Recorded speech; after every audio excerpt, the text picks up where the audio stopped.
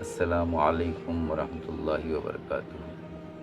Sahihul Bukhari Hadith number 1429. The upper hand is better than the lower hand.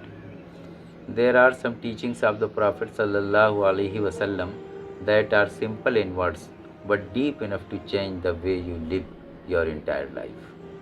The Prophet sallallahu alaihi wasallam said, "The upper hand is better than the lower hand." Just a few words, but they carry a complete philosophy of dignity, generosity, and purpose. Today, let's not rush through it. Let's sit with it, understand it, and most importantly, feel it. What does it mean?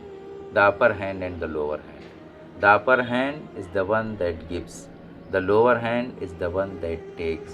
But this is not just about money, it is about a mindset, a way of living where you aim to be the one who contributes, not just consumes, the one who lifts others, not the one who always waits to be lifted. We live in a world that often teaches us to take opportunities, take advantage, take what you can get. But Islam teaches something different. It teaches you to give, to be the one who brings value into the world, to be the one who becomes a source of goodness. Because when your hand is on top, you are not just giving wealth, you are giving hope, you are giving relief, you are giving dignity to someone else. There is a unique honor in giving, not arrogance, not show off, but a quiet, deep honor. Because when you give, you are reflecting one of the attributes beloved to Allah, generosity. And here is something powerful to think about. When you give, you are not doing a favor to the person receiving. In reality, Allah is giving you the opportunity to earn reward. The one asking might actually be the means of your success.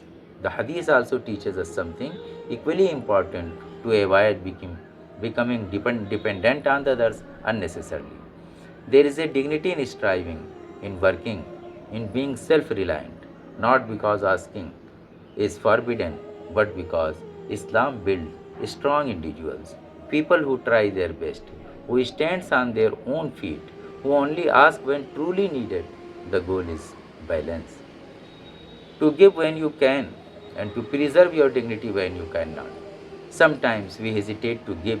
We think, what if I don't have enough later? What if I need this? What difference will my small amount even make? But this hadith removes that fear, because the moment you choose to give, you step into trust. Trust that Allah will replace it, multiply it, bless what remains. And history has shown again and again those who give are the never truly left empty. You don't need to be rich to have the upper hand. You can give with a smile, with your time, with your skill, helping someone understand something, supporting someone emotionally, making someone feel seen. These are forms of giving too. Sometimes, sometimes a kind word given at the right moment is more valuable than money.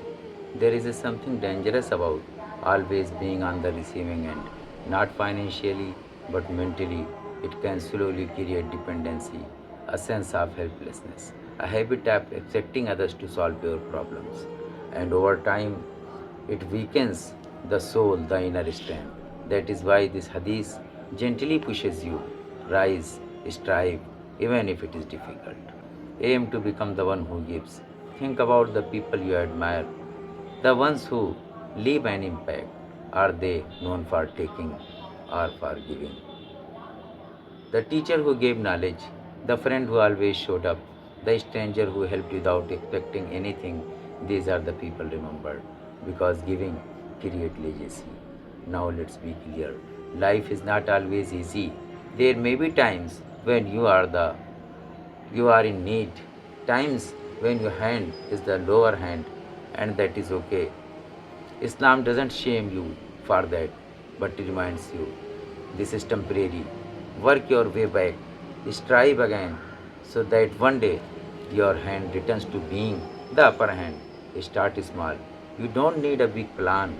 Today, give something, a coin, a meal, a kind message. Tomorrow, do it again. But the habit of being someone who gives becomes the goal is not the one time act. The goal is to become a person whose nature is to give. Here is something beautiful. When your hand becomes the upper hand, your heart also rises.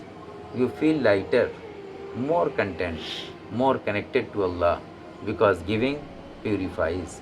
It removes greed, it softens the heart, it reminds you that this dunya is temporary and what you give is what truly stays with you. The upper hand is better than the lower hand, not just a statement, a direction of life, a call to rise above selfishness, to live with purpose, to become a source of good in this world. So ask yourself, when people cross paths with you, do they live better or unchanged? Are you someone who adds or someone who only takes? Because in the end, it is not about how much you had, it is about how much you gave.